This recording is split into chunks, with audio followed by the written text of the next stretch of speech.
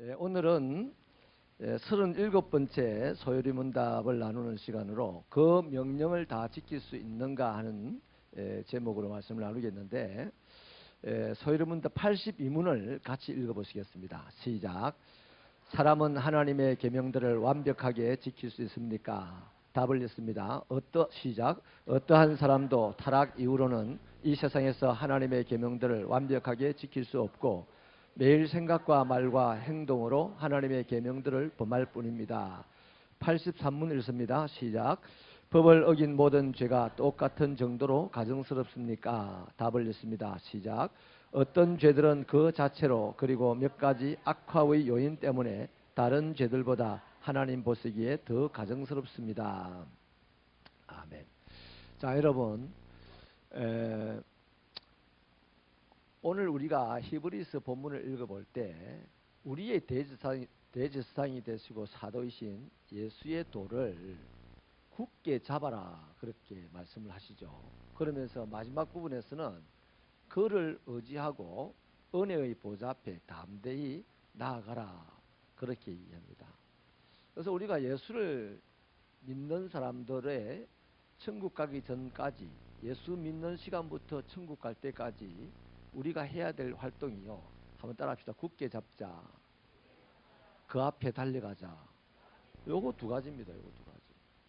예수를, 제자들도 12명을 보면요, 예수 가까이 있었던 베드로, 요한, 야고보는 예수가 성천하신 후에 이제 사도행전 이후의 시대를 예수님처럼 주도합니다. 그런데 예수와 멀찍이 있던 사람들은 예수 살아 생전에 팔아먹는 제자도 있고, 사도행전의 시대 가보면 이름조차 나오지 않는 사람들도 있어요. 그러니까 뭐 잘하냐 못하냐, 착하냐 못됐냐, 이건 나중 문제입니다. 나중 문제예요. 우선 사고를 쳤어도 예수를 꼭 잡아야 됩니다. 그래서 굳게 잡으라는 말을 정말 리얼하게 표현하지, 제가 목회자로 해석한다면요, 꽉 잡아랍니다. 한번 따라합시다. 꽉. 나는 못하겠습니다. 네, 가래가 끼어서 못하겠습니다. 예수를 잡을 때요, 잡았다 치고 신앙생활을 하는 사람들이 대부분이에요. 또 안 잡고서도 예수께서 나를 잡고 있으니까 괜찮다, 이렇게 생각하는 사람들이 대부분이에요. 천국은 갈 수 있을 거예요. 예수를 믿었으니까. 그런데 갈 때까지 지척도 없이 살다가 가는 거라. 구질구질하게 살다가 가는 거라. 하나님의 나라를 이루지 못하고 살다가 가는 거라. 근데 신학적으로 보면요, 의심스러워요. 천국 문 앞에서 다 쫓겨날 수 있는 가능성이 있어요. 그러니까 착하든 안 착하든 성질이 고약하든 어쨌든 간에 누가 최고냐면, 예수를 꽉 잡으면 예수님이 성질 못되다고 후려치지를 않습니다. 할렐루야. 예수 꽉 잡아야 돼요. 예수 꽉 잡은 그 태도가 뭡니까? 그분의 은혜의 보좌 앞에 담대하게 나가는 거예요. 예수를 꽉 잡으면 좀 못돼서도 은혜의 보좌 앞에 용기 있게 갑니다. 그래서 I'm sorry, 이렇게 하는 거예요. 그래서 오늘 새벽교회 성도들의 신앙생활은 이 두 가지, 이걸 놓치고 다른 거 하지 마세요. 이거 두 가지가 될 때에 다른 거 하면 다 열매가 생겨요. 할렐루야. 나는 포도나무여, 너희는 가지다. 네가 내 안에 붙어 있으면 너는 치즈를 쫓아 열매들을 맺을 것이다 했습니다. 그 뭐가 붙어 있는 겁니까? 예수를 꽉 잡고 있는 게 붙어 있는 거지. 그 예수님을 믿는다고 하면서 꽉 안 잡고 가는 사람은 열매를 못 맺으니까 구질구질하게 세상 살다가 인생 끝나고 천국 문 앞에서는 니 모른다 가라, 이런 소리 들을 가능성이 있단 말이죠. 이건 정말 심각한 문제입니다. 아멘. 그래서 예수를 꽉 잡고 그분의 은혜 보좌 앞에 담대하게 나갈 수 있는 자가 우리들의 삶이 되기를 바랍니다. 그러면 그렇게 살아가는 것이 뭔지는 결론에 가서 우리가 보도록 할게요. 우선요, 오늘 이 소요문답을 보면서 사람들이 하나님의 계명을 다 지킬 수 있느냐라고 했을 때 답을 말한다면 지킬 수 없다는 겁니다. 여러분 다윗 왕을 우리는 압니다. 다윗 왕을 하나님이 인정했어요. 하나님 마음에 합한 자라고 인정을 했습니다. 그리고 당신의 뜻을 다 이루시겠다고 했어요. 그런데 우리가 잘 아는 다윗은 이 세상을 살아갈 때 다윗의 모습을 보면 죄를 지었어요. 뭐 심각하게 드러난 죄는 자기 부하 우리아의 아내와 관계를 맺고 우리아를 죽음에 내몰고 그 아내를 부인으로 다시 맞아들여서 살았단 말이죠. 이런 사람들이 몇이나 있습니까? 없어요. 그런데 다윗은 그런 죄인임에도 불구하고 하나님에게 마음에 합한 자라는 칭찬을 받아요. 그럼 왜 그럴까? 따라합시다.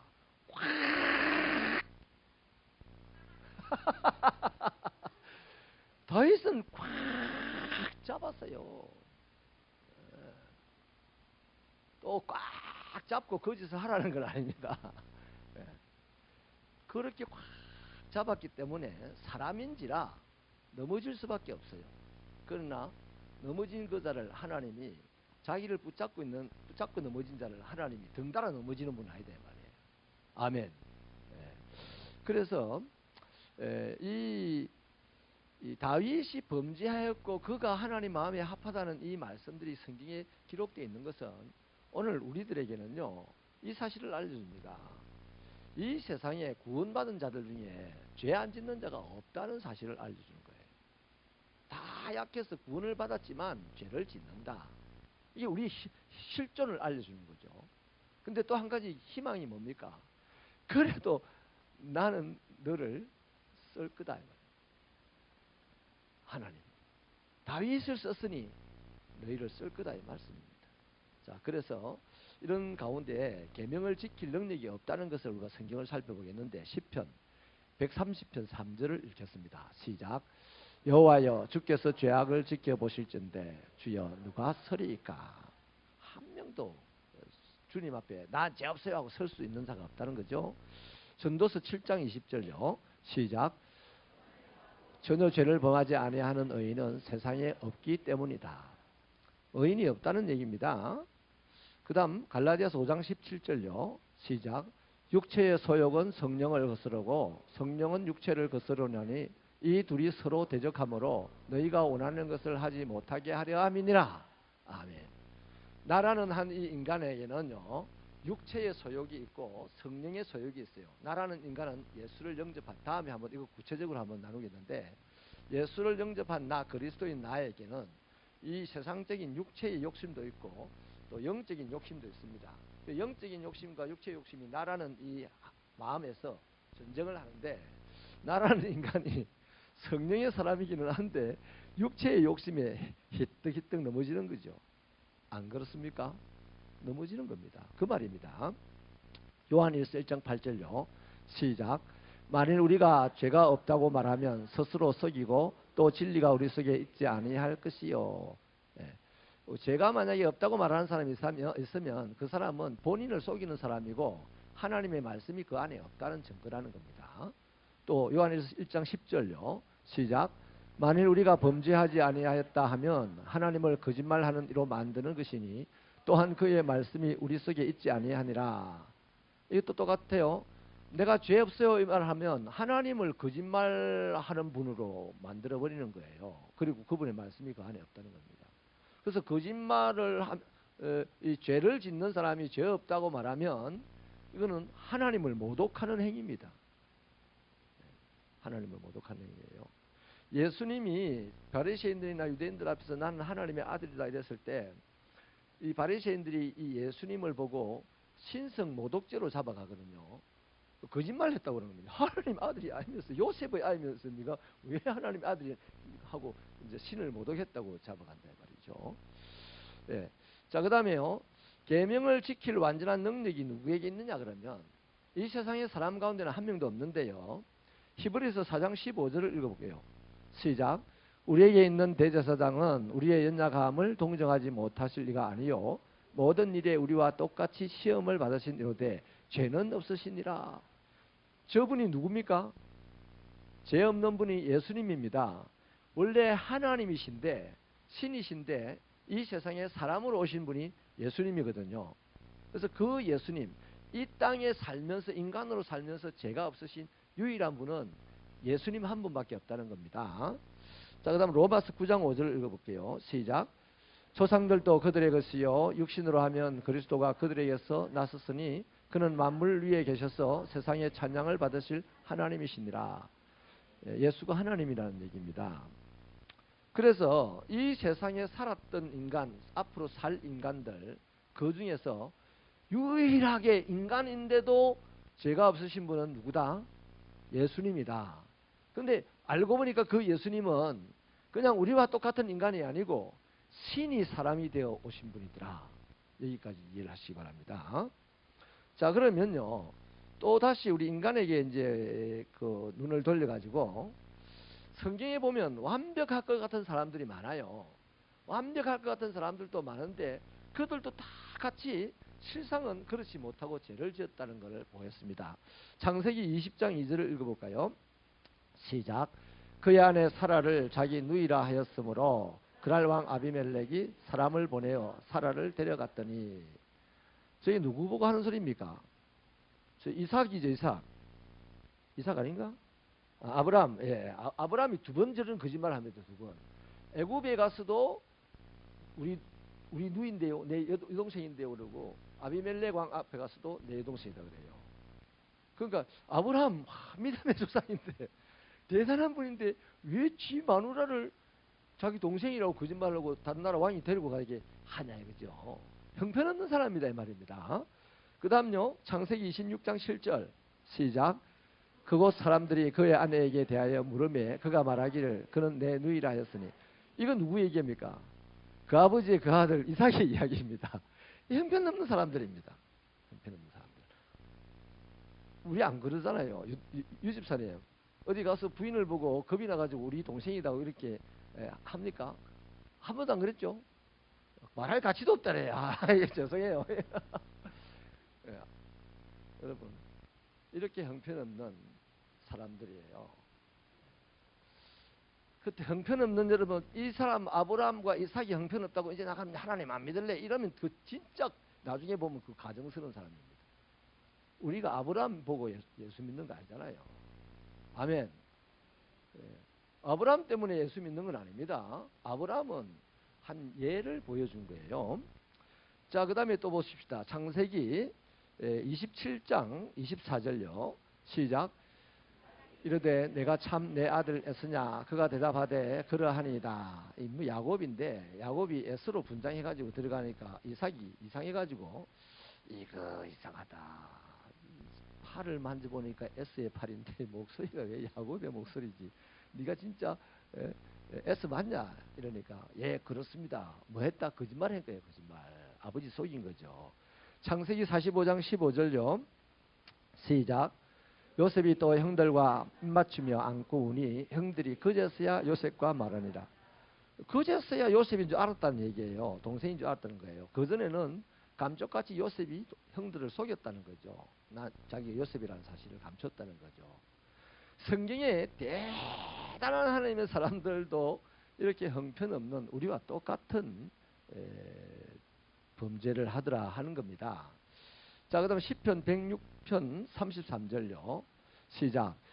이는 그들이 그의 뜻을 거역함으로 말미암아 모세가 그의 입술로 망령되이 말하였음이로다.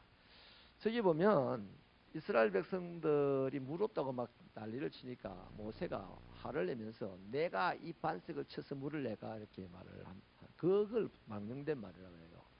저게 왜 범죄입니까? 하나님 말씀대로 안 한 거거든요.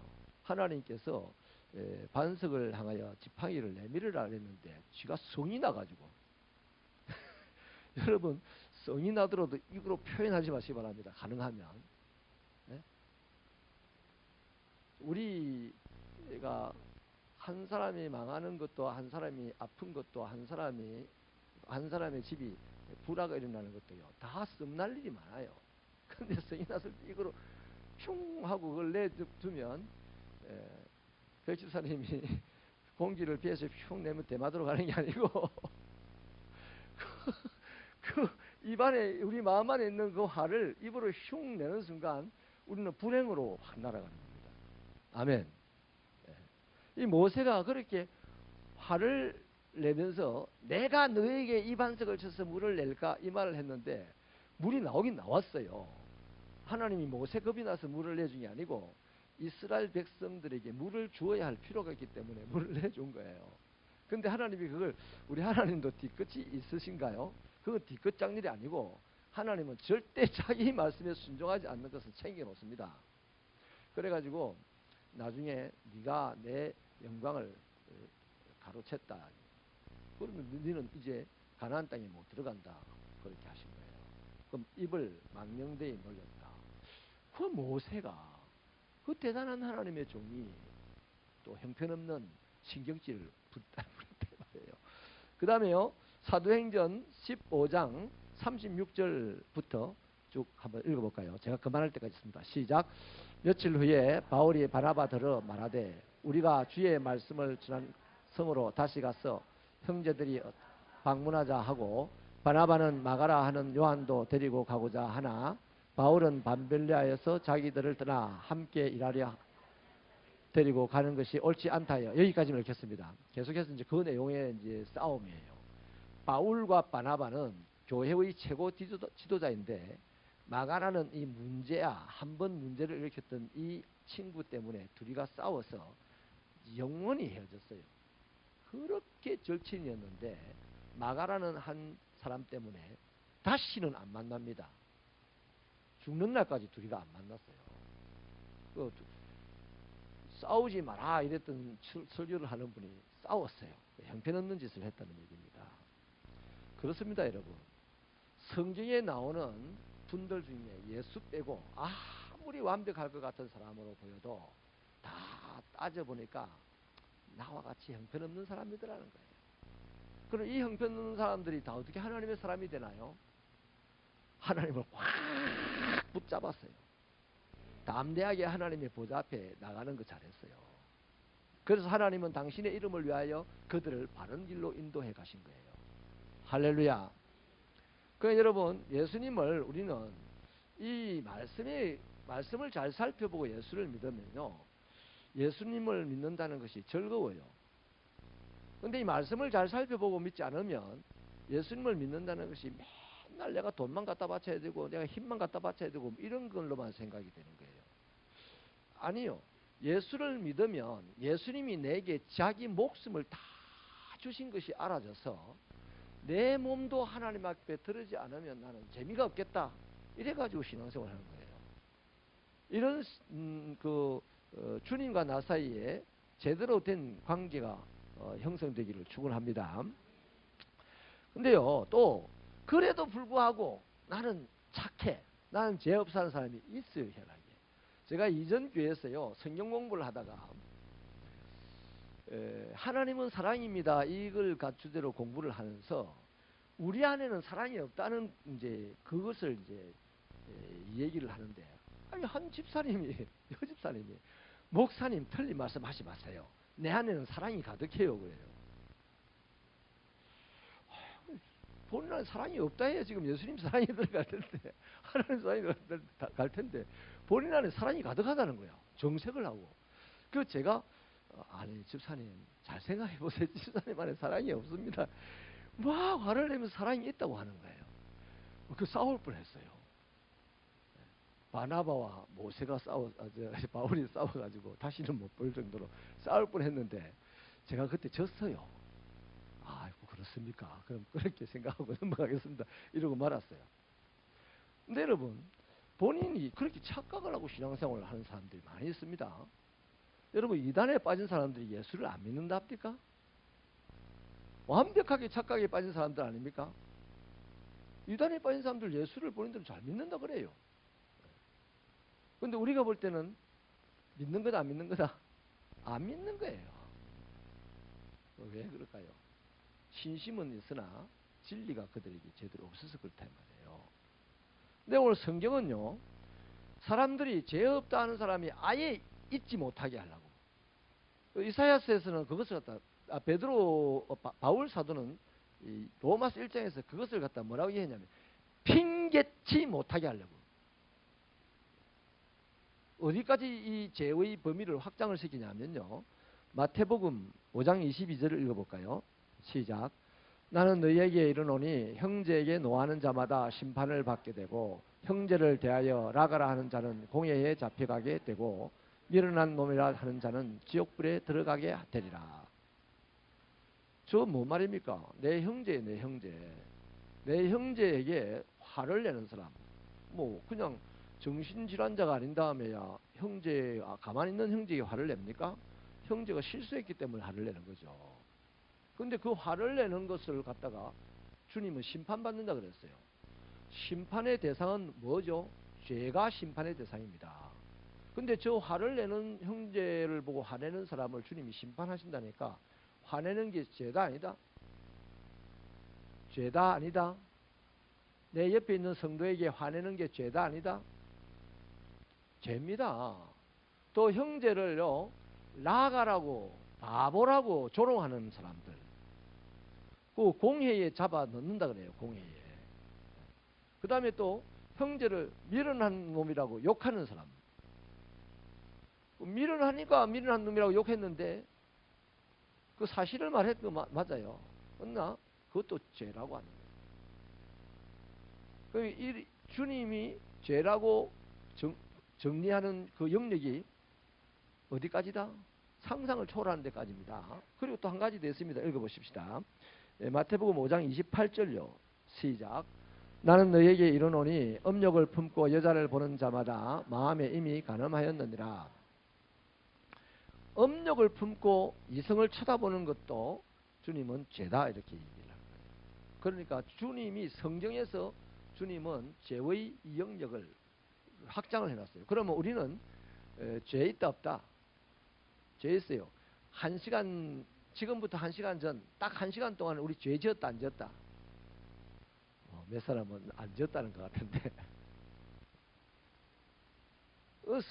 스스로 어렵다고 생각하는 사람 아주 하나님 앞에 몹쓸 사람이에요. 몹쓸 사람. 스스로를 어렵다고 생각하는 사람이요. 자, 그런데요.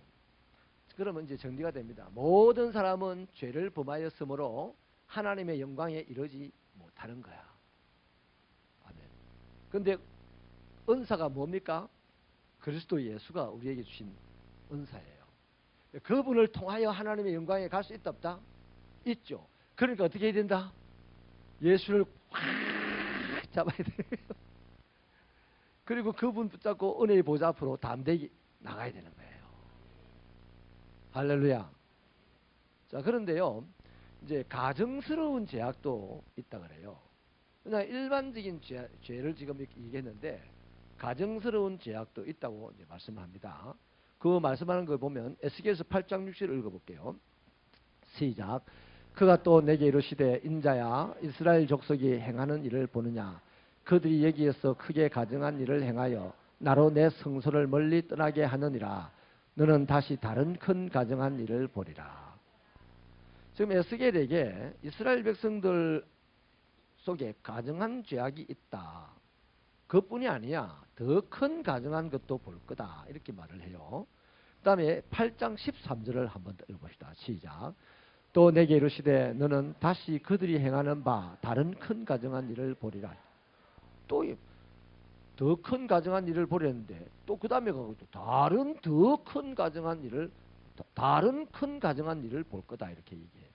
그러니까 가증한 일이 있고 또 그보다 더 큰 가증한 일도 있고 그 다음에 다른 큰 가증한 일도 있고 하나님의 백성들 안에 뭐가 있다?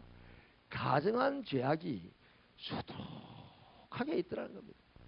있다는 거죠. 그 다음 에스겔서 8장 15절 읽어보십시다. 8장 15절 시작. 내게 이르시되 인자야 내가 그것을 보았느냐 너는 또 이보다 더 큰 가증한 일을 보리라 하시더라. 하나님이 정리하기를 모든 사람들이 죄인이고 그리스도인도 다 죄인인데 그리스도인들 안을 들여다보니까 뭐가 있더라? 가증한 죄가 있고 더 큰 가증한 죄가 있고 또 다른 가증한 죄가 있고 또 다른 더 큰 가증한 죄가 있더라. 그러면 이게 하나님께서 말씀은 우리를 이렇게 싸잡아 모아가지고 지옥불에 던지려고 지금 죄도 있고 가정한 죄도 있고 더 큰 가정한 죄도 있고 더 다른 큰 가정한 죄도 있다고 말씀하느냐? 그거 아니에요. 자, 그러면 이 가정스러운 죄악을 조금 정리를 해보겠는데 사무엘상 2장 25절을 한번 읽어보십시다. 시작.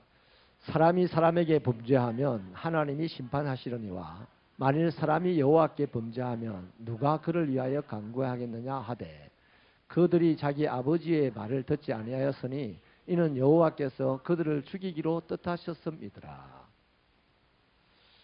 이 말은 정리를 하면 이렇습니다. 엘리 제사장의 아들이 아버지 말을 안 들어요. 우리는 아버지 말 들어요, 안 들어요? 우리 아버지 말 지독하게 안 들어서 군대 가면 아버지 전상 싸우고 편지 쓰잖아요. 또 아버지 아프실 때, 또 아버지 돌아가셨을 때 아버지 앞에서 막 울고 막 이러지 않습니까? 주로 이제 그런 게 아버지에게 잘못한 것에 대한 회한에 이제 그러는 거 아니겠어요? 근데 아버지 말을 엘리 제사장 아들이 안 들었습니다. 근데 엘리 제사장 아들이요, 아버지 말 안 듣는 것은 죄악입니다. 죄악. 근데 이 아들들이 하나님의 말씀도 안 들었어요. 하나님의 율법을 어기는 거예요. 제사장인데 그 하나님의 집에 들어가는 음식을 가로채서 먹고 하나님의 집에서 온갖 죄를 이제 저지른 거예요. 그러니까 하나님과의 관계가 이 10계명 1부터 4계명까지가 하나님과의 관계 계명이잖아요. 하나님과의 관계의 계명을 다 그냥 엎어버린 자들이 저 아들들입니다. 그 아들들이 아버지와의 관계 잘 만들겠어요? 저도 마찬가지, 여러분도 마찬가지. 오늘 하나님의 백성이라고 하나님을 아버지라고 부르는 우리가 하나님 아버지와 자신과의 관계를 잘 못하고 심지어는 엎어버리는 정도의 삶을 살면서 자기 육신의 아버지와 관계를 잘하겠습니까? 택도 없는 이야기입니다. 인정하시면 아멘. 그래서 하나님이 말씀하는 가정스러운 죄악은 바로 하나님에게 연결된 문제입니다. 하나님에게 연결된 문제가 잘못된 하나님의 백성들을 보고 가정스럽다. 그 대표적인 케이스가 나타나는 양상이 우상숭배. 하나님을 막 예배하고 나는 하나님의 백성이다 온데 댕기면서 그런 말 하면서 우상을 섬기는 거예요. 이 세상 사람들이 잘 살거든. 근데 그 강하고 우상을 섬기거든. 자기는 하나님의 백성이라 하면서도 우상을 섬기는 거예요. 그래서 이제 혼합주의가 나오고 막 이런 거죠. 이런 것들이 이제 가정한 죄악이라는 거예요. 마태복음 11장 20절로 24절을 읽어보십시다. 시작. 예수께서 권능을 가장 많이 행하신 고을들이 회개하지 아니하므로 그때에 책망하시되 화 있을진저 고라시나 화 있을진저 벳세다야 너에게 행한 모든 권능을 두로와 시돈에서 행하였더라면 그들이 벌써 베옷을 입고 제에 앉아 회개하였으리라. 내가 너희에게 이르노니 심판날에 두로와 시돈이 너보다 견디기 쉬우니라. 가버나움아 내가 하늘에까지 높아지겠느냐 음부에까지 낮아지리라. 내가 권능을 소돔에서 행하였더라면 그 성이 오늘까지 있었으리라. 내가 너희에게 이르노니 심판날에 소돔 땅이 너보다 견디기 쉬우리라 하시니라. 저 말씀이 뭐냐면 예수님이 가셔서 말씀을 전하시고 천국을 보여주시고 치료하시고 거기서 좋아가지고 떡도 얻어먹고 예수님 우리 왕이다 하고 막 이랬던 사람들을 보고 너희들은 나를 믿는다면서 내 말을 안 듣느네. 저 소돔 사람들은 원래 하나님을 안 믿었기 때문에 하나님 말 안 듣는 것이 당연해. 근데 너희는 하나님을 믿는다고 하면서 하나님 말씀을 안 듣네. 이 가정스러운 것들아. 그래서 심판날에 소돔과 고모라보다 너희가 더 큰 벌을 받을 것이다 이 말이에요. 근데 여러분 이제 정리를 하겠습니다. 조금 더 가서 볼까요? 요한복음 19장 11절 한번 읽어보십시다. 요한복음 19장 11절 시작. 예수께서 대답하시되 위에서 주지 아니하셨더라면 나를 해할 권한이 없었으니 그러므로 나를 내게 넘겨준 자의 죄는 더 크다 하시니라. 제사장의 죄가 더 크다는 얘기입니다. 하나님을 잘 믿고 하나님을 잘 섬긴다고 하는 제사장이 하나님의 아들을 죽음에 이렇게 내어준다는 거죠. 그래서 제사장인 너희들의 죄가 더 크다. 원래 제사장이 아닌 사람이 거짓을 했으면 좀 나았을 텐데 죄입니다, 죄. 근데 제사장이 거짓을 하니까 가정스러운 죄예요. 세상이 거짓을 할 때는 죄입니다. 근데 교회가 거짓을 하면 가정스러운 거다 이 말이에요. 세상이 돈을 막 쫓아가는 것은, 세상이 돈을 쫓아가다가 망하는 것은 죄일 수 있어요. 근데 교회가 돈을 막 쫓아가다가 망했다. 그건 가정스러운 죄다는 겁니다. 인정하시면 아멘. 그런 겁니다. 자, 그래서요. 자, 이제 정리를 해보면 이런 겁니다. 세상은 죄인이고 우리는 가정스러운 죄인이야. 그런데 진정으로 왜 가정스럽냐 이겁니다. 예수님이 하신 저 말씀에 보면 회개하지 않는다는 겁니다. 세상도 같은 죄를, 동일한 죄를 지어요. 사람인 거로. 저 교회에 있는 사람이나 세상에 있는 사람이나 동일한 죄를 짓는데 세상에 있는 사람은 예수를 붙잡지 않았어요. 은혜의 보좌 앞에 담대히 나갈 줄 몰라요. 그런데 우리는 예수를 붙잡았어요. 은혜의 보좌 앞에 나아갈 기회를 얻은 사람들입니다. 그런데 회개 안 하는 거야. 회개를 안 하는 거예요. 그래서 가증스럽다는 겁니다. 죄를 지어서 가증스럽다고 하는 게 아니고요. 살 길이 있는데도 불구하고 해결을 안 하니까 가증스럽다. 그래서 교회가 가장 은혜스러운 교회, 세상에서 쓰러지지 않고 무엇이든지 할 수 있는 교회가 무슨 교회냐면요, 회개의 은사가 가득한 교회입니다. 어떤 교회보다도 강합니다. 더 따뜻합니다. 언젠가 제가 지금 계속 고민하고 혼자서 공부를 하는 것이 있는데 사랑에 대해서 공부를 하는 것이 있는데요. 사랑은 뭡니까?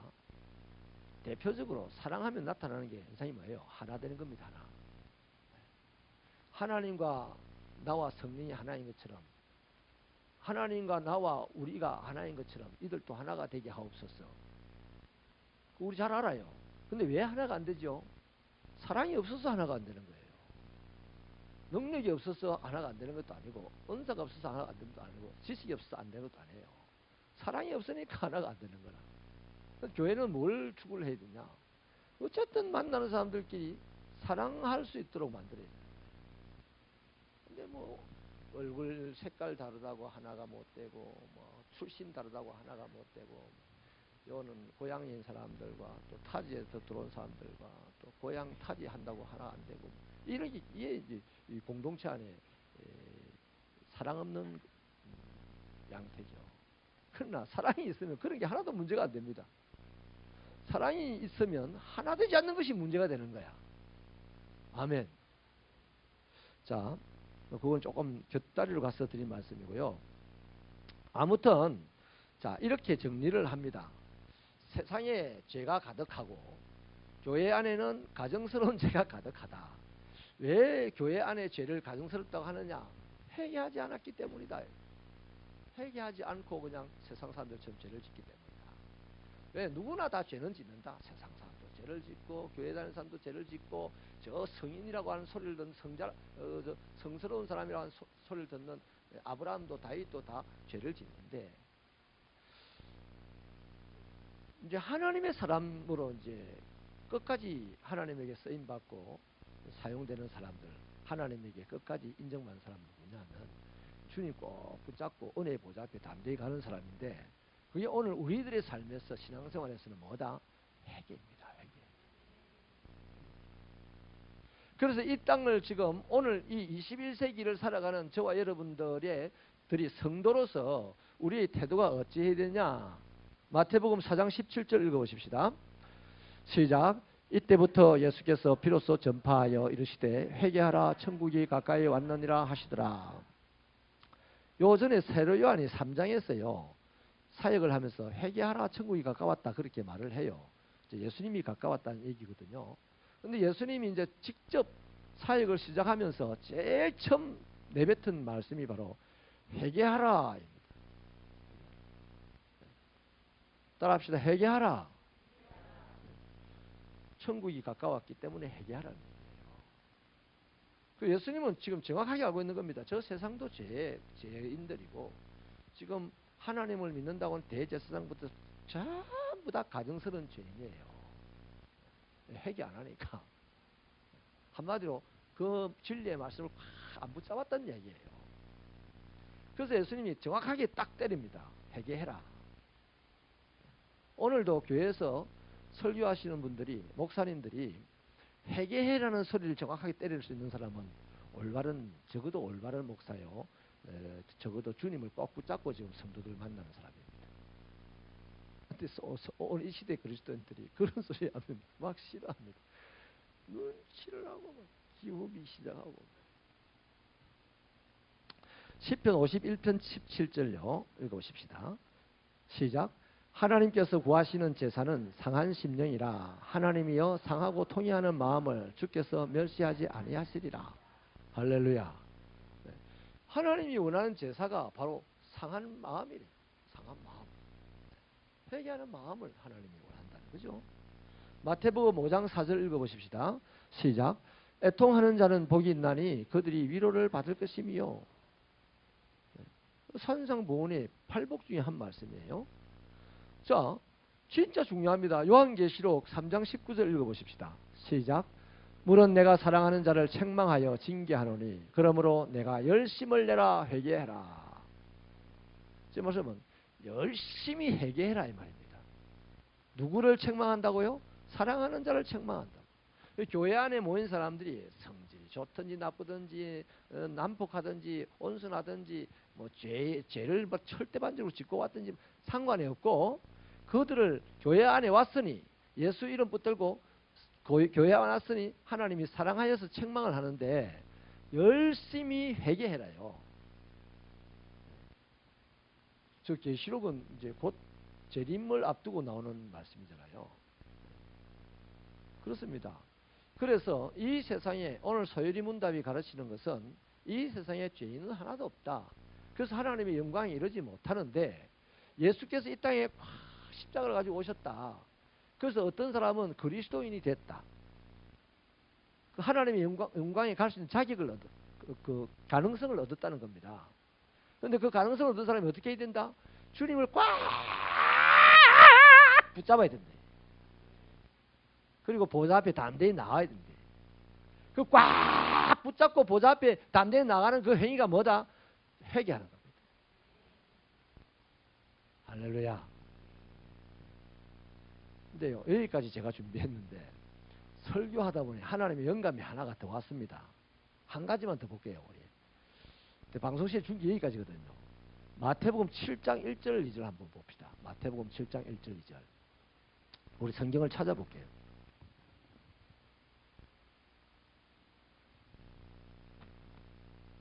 마태복음 7장 1절 2절 같이 읽습니다. 시작. 비판을 받지 아니하려거든 비판하지 마라. 너희가 비판하는 그 비판으로 너희가 비판을 받을 것이요 너희가 헤아리는 그 헤아림으로 너희가 헤아림을 받을 것이니라. 오늘 이 말씀을 설교하다가 한 가지 제가 해석이 됐어요. 비판을 하지 않아야 될 이유.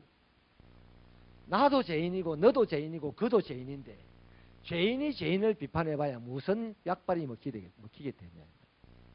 그래서 죄인끼리는 서로 위로하고 격려하고 짐을 나누어지고 저 비판받아야 할 죄인을 보면서 나는 그 죄가 없는지 돌이켜보게 되고 이렇게 살아가는 거예요. 그게 하나님의 백성들이 할 일입니다. 자, 올바른 성도, 예수를 꽉 붙잡고 은혜의 보좌 앞에 담대히 나가는 사람인데 그 사람이 살아가는 행동 양태는 회개를 잘하더라, 남 비판 안 하더라. 기도하시겠습니다.